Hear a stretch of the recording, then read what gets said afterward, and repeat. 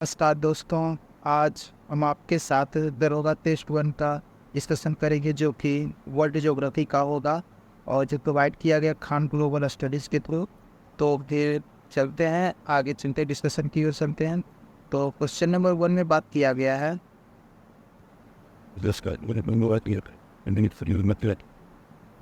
Question number one में बात किया गया कि ब्रह्मांड का अध्ययन क्या कहलाता। ब्रह्मांड का अध्ययन क्या कहलाता? टोपोग्राफी, एस्ट्रोग्राफी, जियोग्राफी या एस्ट्रोनॉमी। इसका जो आंसर हो जाएगा, ब्रह्मांड का अध्ययन कहलाता एस्ट्रोनॉमी। अगले क्वेश्चन की ओर बढ़ते हैं। वैसी आकाशीय पिंड जिसके पास अपनी ऊष्मा और प्रकाश होता है क्या कहलाता? ग्रह कहलाता, नक्षत्र, तारा या उपग्रह। तो इसका जो राइट आंसर हो जाएगा तारा कहलाता है, क्योंकि तारा के पास अपना खुद का ऊष्मा और प्रकाश होता है। तो अगले क्वेश्चन की ओर बढ़ते हैं। अगला क्वेश्चन में बोला गया है तारों में तारों में किसका संलयन किस में होता है? तारों में किसका संलयन किस में होता है?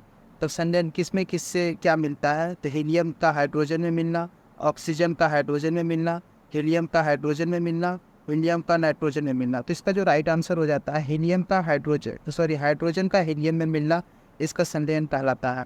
तो तारों के में ईंधन किस अवस्था में रहता है? मतलब तारों में जो ईंधन पाया जाता है, बिना ईंधन के तो तारे चमकते नहीं है। तो इसमें ईंधन जो होता है किस अवस्था में रहता है? ठोस अवस्था में, द्रव अवस्था में, गैस अवस्था में या प्लाज्मा अवस्था में? तो इसका जो राइट आंसर हो जाएगा प्लाज्मा अवस्था में रहता है।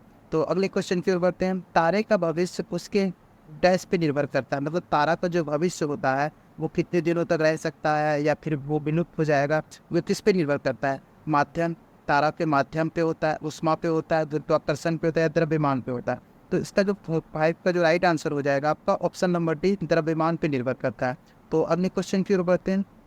अगले क्वेश्चन में पूछा गया है, क्वेश्चन नंबर 6 में पूछा गया है कि जब तारा का ईंधन समाप्त होने लगता है तो वह किसका रूप ले लेता है? जब तारा का जो ईंधन होता है, हाइड्रोजन का हीलियम में परिवर्तन होना जब बंद हो जाता है तो वो किसका रूप ले लेता है? श्वेत वामन का, काला वामन का, लाल दानव का या अभिनव तारा का? तो इसका जो राइट आंसर हो जाता है वो लाल दानव बन जाता है। जब हाइड्रोजन का हीलियम में परिवर्तन होना जो बंद हो जाता है तो वो लाल दानव का रूप ले लेता है।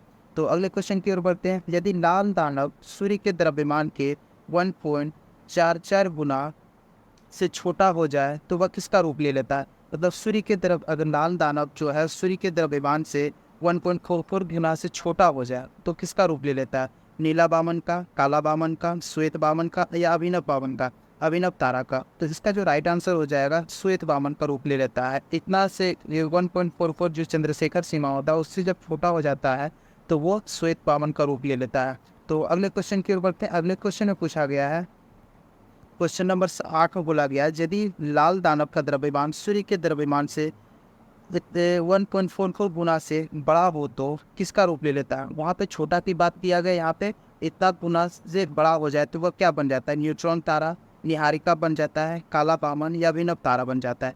तो ऑप्शन नंबर जो इसमें डी बोला गया है राइट आंसर है, अभिनव तारा बन जाएगा। जब 1.44 गुना से जब बड़ा हो जाएगा तो वो अभिनव तारा बन जाएगा। तो अगले क्वेश्चन की ओर देखते हैं। विस्फोटक तारा किससे कहते हैं? जो विस्फोटक तारा होता है वो कौन सा होता है? लाल दानव होता है, न्यूट्रॉन तारा होता है, अभिनव तारा होता है या काला वामन होता है? तो 9 का जो आंसर हो जाएगा आपका अभिनव तारा इसका राइट आंसर हो जाएगा। तो अगले क्वेश्चन की ओर बढ़ते हैं। न्यूट्रॉन तारा का घनत्व कैसा होता है? न्यूट्रॉन तारा है, एक तरह का तारा है न्यूट्रॉन का, इसका घनत्व कैसा होता है, डेंसिटी कैसा होता है? तो निम्न होता है, ठोस होता है, उच्च होता है, इनमें से कोई नहीं होता। तो इसका जो राइट आंसर हो जाता है न्यूट्रॉन तारा का जो घनत्व होता है बहुत काफ़ी उच्च होता है। तो अगले क्वेश्चन की ओर बढ़ते हैं। डैश से उच्च संख्या में विद्युत चुंबकीय तरंग निकलती है। मतलब कौन ऐसी है तारा है जिससे कि उच्च संख्या में विद्युत चुंबकीय तरंग निकलती है? क्वेसर से निकलती है, न्यूट्रॉन तारा से, निहारिका से या पल्सर से? तो इसका जो राइट आंसर आपका हो जाएगा क्वेसर से उच्च संख्या में विद्युत चुंबकीय तरंगे निकलती है। ऑप्शन नंबर ए आपका राइट आंसर हो जाएगा। ऑप्शन नंबर क्वेश्चन नंबर 12 में देखते हैं। तारों का लगभग अंतिम अवस्था कौन होता है? तारों का जो जब विलुप्त होने की कगार पे आता है तो उसका जो अंतिम अवस्था होता है वो कौन होता है? तो इसका देखते हैं ऑप्शंस क्या है। पल्सर हो गया, क्वेसर हो गया, न्यूट्रॉन तारा हो गया, श्वेत वामन हो गया। तो इसका जो राइट आंसर आपका हो जाएगा क्वेसर हो जाएगा। अगले क्वेश्चन के ऊपर क्वेश्चन नंबर 13 में देखते हैं। क्वेश्चन नंबर 13 में पूछा गया है कृष्ण छिद्र की खोज किसने किया था? कृष्ण छिद्र जो ब्लैक होल जो खोज किया वो किन्होंने किया? कॉपरनिकस ने किया, न्यूट्रॉन ने किया, या न्यूटन ने किया, केपलर ने किया या चंद्रशेखर ने किया। तो इसका जो राइट आंसर हो जाएगा चंद्रशेखर ने किया। तो इसी को चंद्रशेखर सीमा, इन्होंने चंद्रशेखर सीमा 1.44 जी इन्होंने ही दिया था। तो ऑप्शन क्वेश्चन नंबर 14 की ओर देखते हैं। 14 नंबर में क्वेश्चन में पूछा गया है कि निहारिका क्या है। निहारिका क्या है? तो निहारिका क्या है? आग का गोला है, पानी का गोला है, या बिरल गैस का गोला है, या सभी है। तो इसका जो राइट आंसर हो जाएगा बिरल गैस का गोला है। तो 15 नंबर में देखते हैं तारों का अंत किस रूप में होता है। रेड होल के रूप में, ग्रीन होल के रूप में, वाइट होल के रूप में, या ब्लैक होल के रूप में। इसका जो राइट आंसर हो जाएगा ब्लैक होल के रूप में होता है। अगले क्वेश्चन की ओर बढ़ते हैं। अगले क्वेश्चन में पूछा गया है कि चंद्रशेखर सीमा कितना होता है। जो मैंने चंद्रशेखर सीमा जो बताया था 1.44 होता है, ठीक। लेकिन किसका 1.44 होता है? तो इस जो सूर्य और सूर्य का 1.44 गुना जो होता है वो चंद्रशेखर सीमा होता है। तो इसका राइट आंसर हो जाएगा ऑप्शन नंबर बी। जब सूर्य लाल दानव का रूप लेता है तो वह अपने समीप के कितने ग्रहों को जला देता है। जब बोला गया सूर्य जो है, जब जब सूर्य सूर्य जब लाल दानव का रूप लेता है तो वह अपने समीप के कितने ग्रहों को जला देता है। तो इसका 5 हो गया, 7 है, 9 है, या 4 है। इसका जो राइट आंसर हो जाएगा ऑप्शन नंबर डी, चार ग्रहों को जला लेता है। 18 नंबर क्वेश्चन में देखते हैं। क्वेश्चन नंबर 18 में बोला गया है कि किस कारण कृष्ण छिद्र प्रकाश को भी नहीं जाने देता है। मतलब किस कारण जो है कृष्ण छिद्र प्रकाश को भी नहीं जाने देता है। जो कृष्ण छिद्र होता है वो किसी भी प्रकाश को अपने से पास नहीं होने देता है। तो वो कौन सा ऐसा कारण है? तो वो है उच्च घनत्व हो गया, निम्न घनत्व हो गया, अति उच्च घनत्व हो गया, अति निम्न घनत्व हो गया। तो 18 का जो आंसर हो जाएगा ऑप्शन नंबर सी, अति उच्च घनत्व हो जाएगा। तो 19 में देखते हैं ब्रह्मांड में तारों के असंख्य समूह को क्या कहते हैं। जो ब्रह्मांड में जो तारों का जो असंख्य समूह उसको क्या कहते हैं? तारामंडल कहते हैं, जैव मंडल कहते हैं, निहारिका कहते हैं, आकाश गंगा कहते हैं। यानी इसका जो राइट आंसर हो जाएगा ऑप्शन डी, आकाश गंगा कहते हैं। अगले क्वेश्चन की ओर बढ़ते हैं। क्वेश्चन नंबर 20 में बोला गया है आकाश गंगा का आकार कैसा होता है। वर्गाकार होता है, गोलाकार होता है, त्रिभुजाकार, या सर्पिलाकार। जो इसका राइट आंसर हो जाएगा आकाश गंगा का जो आकार होता है वो सर्पिलाकार होता है। 21 में देखते हैं आकाश गंगा के मध्य भाग को क्या कहते हैं। मध्य भाग को, आकाश गंगा के मध्य भाग को क्या कहते हैं? गल्ज कहते हैं, मल्ज कहते हैं, बल्ज कहते हैं, या फिर इनमें से कोई नहीं कहते हैं। तो इसका जो राइट आंसर हो जाएगा 21 का सी, बल्ज कहते हैं। आकाश गंगा के मध्य भाग को हम बल्ज कहते हैं। तो अगले क्वेश्चन की ओर देखते हैं। क्वेश्चन नंबर 22 में पूछा गया है कि आकाश गंगा का निर्माण आज से कितने वर्ष पूर्व हुआ था। तो 12 इंटू 10⁻⁸, 12 इंटू 10⁻18, 12 इंटू 10⁻28 और 12 इंटू 10⁻8। तो इसका जो राइट आंसर हो जाएगा 22 का ऑप्शन नंबर डी हो जाएगा, 12 इंटू 10⁸। ब्रह्मांड में लगभग कितनी आकाश गंगाएँ हैं? 1000 अरब, 10 अरब, 100 अरब, या 200 अरब। तो इसका जो राइट आंसर हो जाएगा ऑप्शन नंबर सी, 100 अरब। ब्रह्मांड में लगभग कितनी आकाशगंगा हैं? तो 100 अरब आकाशगंगाएं हैं। तो इसका अगले क्वेश्चन की ओर देखते हैं। 3 आकाशगंगाओं के समूह को क्या कहते हैं? 3 जो आकाशगंगा के समूह जो होते हैं तो उसको हम क्या कहते हैं? अपर क्लस्टर कहते हैं, सुपर क्लस्टर कहते हैं, डुपर क्लस्टर कहते हैं, इनमें से कोई नहीं। तो इसका जो राइट आंसर हो जाएगा option number B, super cluster कहते हैं। तो अगले क्वेश्चन की ओर देखते हैं। सूर्य हमारा किस आकाशगंगा में रहता है? सूर्य जो हमारा जो सूर्य है वो किस आकाशगंगा में रहता है? तो ये देवयानी हो गया, मंदाकिनी हो गया, NGC-M 33 हो गया, NRC-M 25 हो गया। तो इसका जो राइट आंसर हो जाएगा ऑप्शन नंबर 25 का जो है मंदाकिनी में। सूर्य जो है हमारी मंदाकिनी आकाशगंगा में निवास करता है। तो अगले क्वेश्चन की ओर देखते हैं। क्वेश्चन नंबर 26 में बोला गया है हमसे सबसे करीब आकाशगंगा कौन सी? जो हम पृथ्वी पे रहते हैं इसकी जो सबसे करीब की आकाशगंगा कौन सी है? मंदाकिनी है, NGC-M 23 हो गया, देवायनी है, इनमें से कोई नहीं। इसका जो राइट आंसर हो जाएगा ऑप्शन नंबर सी, देवायनी हो गया। तो अगले क्वेश्चन नंबर 27 में देखते हैं। क्वेश्चन नंबर 27 में पूछा गया है, क्वेश्चन नंबर 27, सूर्य अपनी मंदाकिनी का चक्कर कैसे लगाता है? क्लॉकवाइज लगाता है, तो एंटी क्लॉकवाइज हो गया, ए बी दोनों हो गया, इनमें से कोई नहीं। तो मंदाकिनी जो है वो कैसे चक्कर लगाती है? तो ये घड़ी के विपरीत दिशा में चक्कर लगाती है, एंटी क्लॉकवाइज में लगाती है।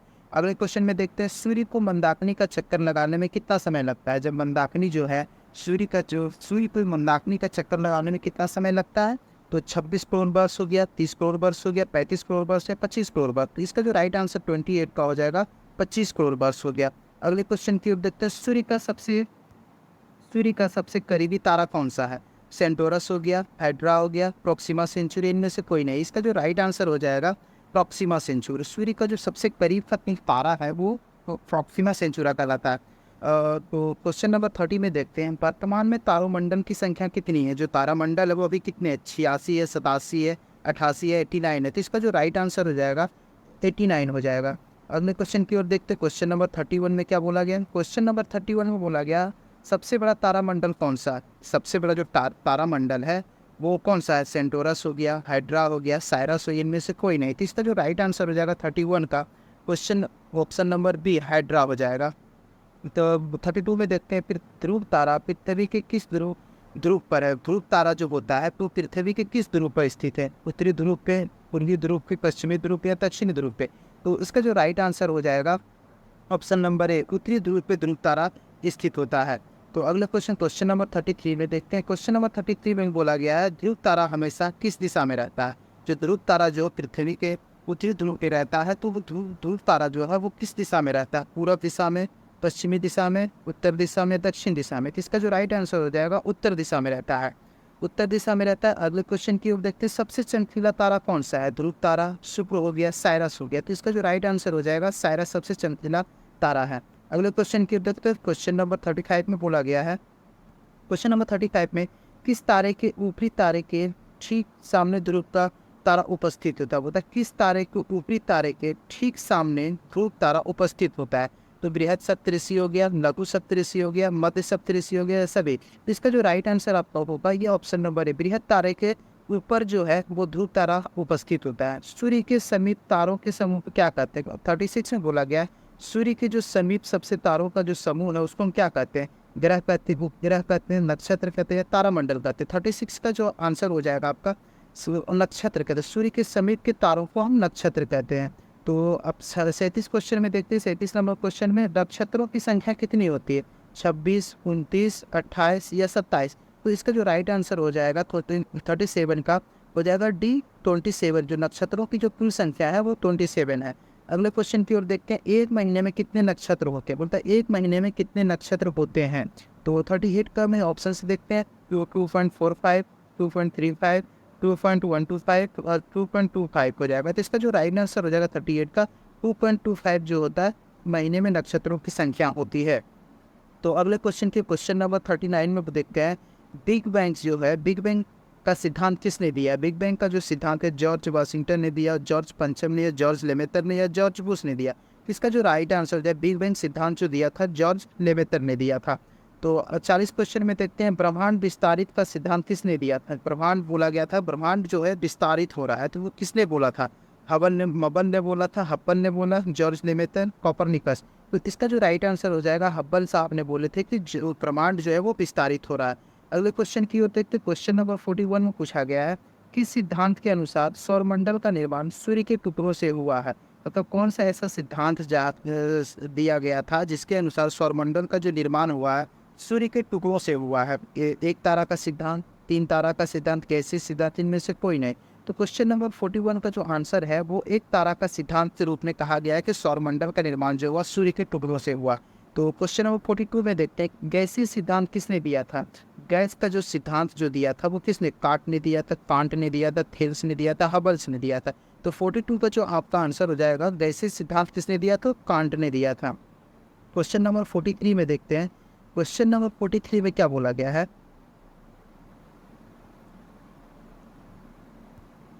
इसमें बोला गया निहारिका सिद्धांत किसने दिया था? निहारिका का जो सिद्धांत दिया वो किसने दिया था? लेमेतर ने दिया था, हब्बल ने दिया था, कांट ने दिया था, लाप्लाक्स ने दिया था। 43 का जो आंसर है निहारिका का सिद्धांत किसने दिया था? कि लाप्लाक्स ने दिया था। तो चलते 49 और 44 में, किस सिद्धांत के अनुसार सौरमंडल का निर्माण 2 तारों से हुआ है? मतलब कौन सा ऐसा सिद्धांत जो सौरमंडल का जो निर्माण हुआ है वो 2 तारों के मिलने से हुआ है? तो वो कौन है? गैसीय सिद्धांत, निहारिका सिद्धांत, द्वितारा सिद्धांत या फिर एक तारा सिद्धांत? देखिए यहाँ पे 2 तारों की बात की जा रही है, तो 2 तारों की जो बात की गई 2 तारा सिद्धांत, क्वेश्चन नंबर 44 का सी हो जाएगा। डुअल स्टार थ्योरी किसने दिया था? डुअल स्टार जो थ्योरी दिया था वो किसने दिया था? न्यूटन ने दिया था, रिपन ने दिया था, न्यूटन ने दिया था, न्यूटन ने दिया था। 45 को जो आंसर आपका हो जाएगा डुअल स्टार थ्योरी जो दिया था न्यूटन ने दिया था। सौरमंडल के सभी पिंड किसका चक्कर लगाते हैं? सूर्य का चक्कर लगाते हैं, पृथ्वी का, चंद्रमा का या बृहस्पति का?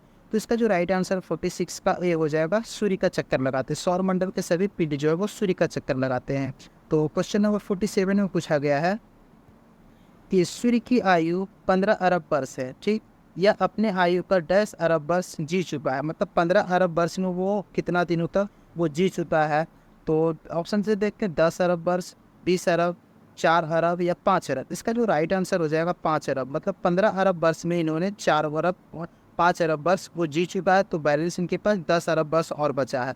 तो अगले क्वेश्चन की ओर देखते हैं, सौर ज्वाला का तापमान कितना होता है? जो सूर्य का जो ज्वाला होता है, धधकता हुआ जो आग की तरह जो दिखता है, वो उसका जो तापमान होता है कितना होता है? 500 degree Celsius, 4000 degree Celsius, 6000 degree Celsius, 8000 degree Celsius. तो इसका जो राइट आंसर हो जाएगा 6000 डिग्री सेल्सियस। तो सूर्य का जो सौर ज्वाला का जो तापमान होता है 6000 डिग्री सेल्सियस होता है। अगले क्वेश्चन की करते हैं, क्वेश्चन नंबर 45। ये सेकंड लास्ट क्वेश्चन है आप आज के डिस्कशन का। सूर्य के मध्य भाग को क्या कहा जाता है? सूर्य का जो मध्य भाग होता है, इस भाग को हम क्या कहा जाता है?